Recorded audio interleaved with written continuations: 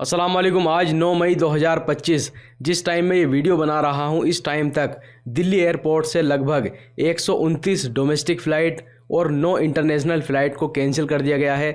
इसके अलावा इंडिया के अंदर 24 एयरपोर्ट को बंद कर दिया गया है 10 मई के लिए। इसके अलावा जो लोग अभी एयरपोर्ट पर जा रहे हैं अपने लोगों को छोड़ने के लिए या किसी को रिसीव करने के लिए, आप लोगों के लिए भी काफ़ी ज़रूरी जानकारी आई है। इसके अलावा जो लोग सऊदी अरब आएंगे उनके लगेज के बारे में खबर आई है। इंडिया के अंदर भी एक लगेज के बारे में खबर आई है। तो आपसे रिक्वेस्ट है वीडियो को शुरू से लेकर आखिर तक ज़रूर देखें ताकि आपको पूरी जानकारी मिल सके। और अगर आपने टिकट करा लिया है या आपकी जो है फ़्लाइट है तो आपको पता होना चाहिए कि इंडिया के अंदर अभी जो 24 एयरपोर्ट को बंद किया गया है 10 मई के लिए, वो कौन कौन से एयरपोर्ट हैं उसकी पूरी लिस्ट यहाँ पर जारी कर दी गई है। तो आपको इसके बारे में जानना ही होगा। तो सबसे पहले यहाँ पर मैं आपको बताना चाहूँगा, आप यहाँ पर देख सकते हैं India airlines, Indigo airlines, spice jet, इसके अलावा अकाशा एयर ने कई सारी फ़्लाइटों को कैंसिल किया है और काफ़ी सारी फ़्लाइटों को रीशेड्यूल किया गया है। जैसा कि आपको मालूम है अभी इंडिया और पाकिस्तान के बीच में जो मसला चल रहा है, इसी की वजह से इन 24 एयरपोर्ट को 10 मई तक के लिए बंद किया गया है। उनकी लिस्ट आप यहां पर देख सकते हैं। अगर आपने इन एयरपोर्ट के लिए टिकट करा लिया है या कराने वाले हैं तो आप इसके बारे में अच्छे से यहाँ पर समझ लें। इन एयरपोर्ट को 10 मई तक के लिए बंद कर दिया गया है। इसके अलावा यहाँ पर एक और बहुत ही ज़रूरी खबर आई है India bureau of civil aviation security की तरफ से, जहाँ पर बताया गया है कि इंडिया के सभी एयरपोर्ट पर सिक्योरिटी को अब बढ़ाया जा रहा है। और यहाँ पर यह भी कहा गया है कि इंडिया के एयरपोर्ट पर अब जितने भी मुसाफिर जाएंगे, चाहे आपकी फ़्लाइट किसी भी एयरपोर्ट पर है, तो यहाँ पर कहा गया है कि उनको सेकेंडरी लेजर पॉइंट चेक से गुजरना होगा। इसके अलावा यहाँ पर यह भी कहा गया है कि जो लोग अभी विजिटर हैं, और जैसा कि आपने अक्सर देखा होगा कि अगर बंदा कोई छोड़ने के लिए गया है एयरपोर्ट पर या किसी को रिसीव करने के लिए गया है तो अक्सर लोग क्या करते हैं कि टर्मिनल बिल्डिंग जो बनी हुई है वहाँ का टिकट जो है ले लेते हैं अंदर बैठने के लिए, वेट करने के लिए। तो अब वहाँ पर भी पाबंदी लगा दी गई है, कोई भी विजिटर अब वहाँ पर नहीं जा सकेगा।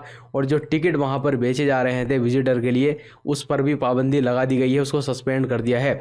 यानी एयरपोर्ट पर अगर आप अभी किसी को छोड़ने के लिए जाएंगे, किसी को लेने के लिए जाएंगे, तो जो एयरपोर्ट टर्मिनल बिल्डिंग बनी हुई है विजिटर के लिए, तो वहाँ पर अब आपको रुकने नहीं दिया जाएगा। इसी के साथ यहाँ पर सभी मुसाफिरों से कहा गया है, बल्कि इंडिया के अंदर जितनी भी एयरलाइंस हैं सभी ने एडवाइजरी जारी कर दी है, जिसमें कहा गया है कि अब आपको एयरपोर्ट पर कम से कम 3 घंटे पहले पहुंचना ही होगा, क्योंकि वहां पर अब सेफ्टी सिक्योरिटी को बढ़ा दिया गया है।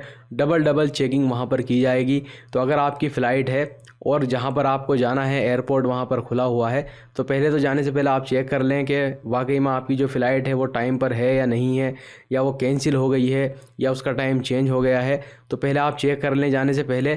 और अगर वो टाइम पर है तो एयरपोर्ट पर आपको कम से कम 3 घंटे पहले पहुँचना ही होगा, तभी आपके सारे काम हो सकेंगे, क्योंकि अभी वहाँ पर चेकिंग को बढ़ा दिया गया है। इसके अलावा यहाँ पर यह भी कहा गया है कि जो डोमेस्टिक पैसेंजर हैं अब आप अपने साथ में सिर्फ 7 kg का एक हैंड कैरी बैग रख सकते हैं।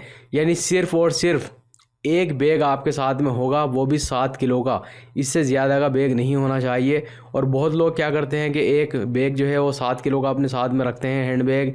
इसके अलावा कोई छोटा बैग भी रख लेते हैं। तो देखिए उस पर पाबंदी लगी हुई है, आपको सिर्फ अपने साथ में सिर्फ 7 किलो का बैग ही रखना है। इसके अलावा दोस्तों थोड़ी ही देर पहले दिल्ली एयरपोर्ट से भी खबर आई है, जहां पर डोमेस्टिक फ़्लाइट लगभग 129 जिनको कैंसिल कर दिया गया है। इसके अलावा 9 इंटरनेशनल फ़्लाइट को भी कैंसिल कर दिया गया है।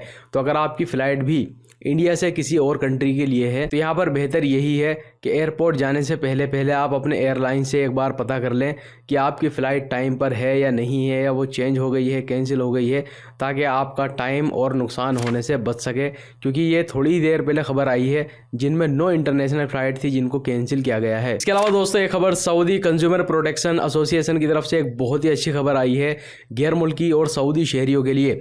अगर आप सऊदी अरब के किसी भी एयरपोर्ट पर आ रहे हैं और यहाँ पर आने के बाद में आपका लगेज आपको नहीं मिलता है, वो डिले हो जाता है, और अक्सर काफ़ी लोगों के साथ में ऐसा होता है कि उनका लगेज आता ही नहीं है, 1 दिन 2 दिन कुछ हफ्ते भी इसमें लग जाते हैं।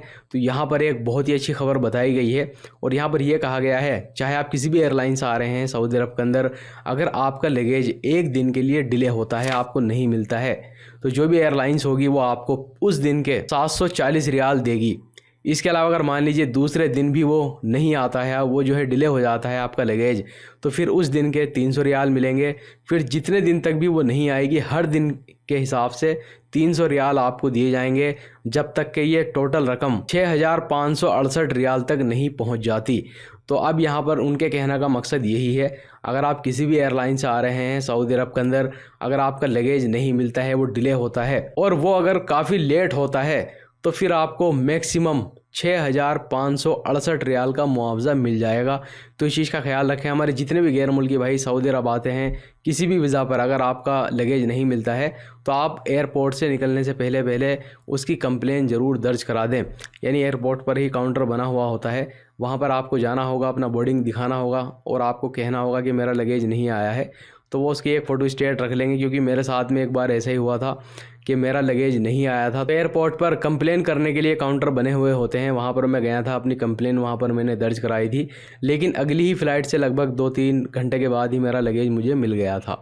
तो यहाँ पर इस चीज़ का ख्याल रखें आप, अगर आपका लगेज नहीं मिलता है तो उसकी आप कंप्लेन दर्ज करा सकते हैं। इस वीडियो को ज़रूर शेयर कीजिएगा अपने दोस्तों के साथ में, ताकि उनको भी इसके बारे में जानकारी मिल सके। वीडियो देखने के लिए बहुत बहुत शुक्रिया।